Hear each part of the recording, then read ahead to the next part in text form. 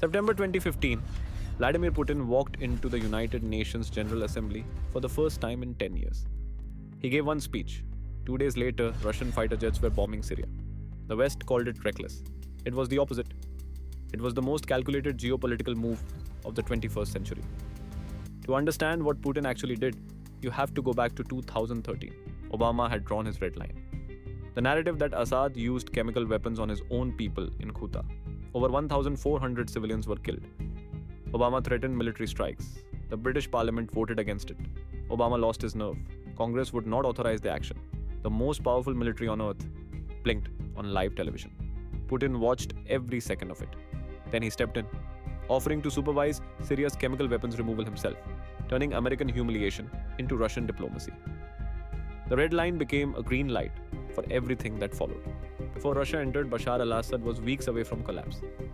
He controlled less than 25% of the country. Within 6 months, Putin didn't just stop the bleeding, he reversed the flow of history. Using a high-low strategy, high-tech Russian air power combined with low-tech Iranian-backed ground forces, Russia rewrote the map. They didn't fight every battle. They fought the right battles to secure the Mediterranean coast and the gas pipelines. Syria became the ultimate unseen market for Russian hardware. Putin used the conflict to live test over 200 new weapon systems, including the Kalibr cruise missiles launched from the Caspian Sea, a 1,500-kilometer signal to the west that Russia could strike anyone, anywhere without a carrier group. By 2016, Russian arms exports surged.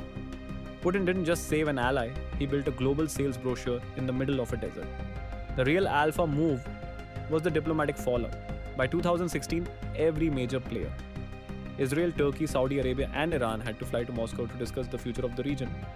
Putin turned a bankrupt pariah state into the geopolitical clearinghouse of the Middle East. He proved that 30 jets and a clear will to use them were more effective than a decade of strategic patience. Syria in 2015 did not end the so-called unipolar world, but it marked a clear shift in how power could be exercised. Vladimir Putin demonstrated that a state with limited resources, if acting decisively, and at the right moment, could challenge a far stronger rival. The advantage did not come from spending more than the United States, but from acting with clearer timing and intent. 6 months of fire, and the Middle East was never the same again. Putin entered Syria with one base. He left with the Mediterranean Empire, a proven military doctrine, a weapons showcase, and the unquestioned position of power broker across an entire region. The West spent those same months debating whether to act. That gap between the man who moves and the men who deliberate is the only gap that matters in geopolitics.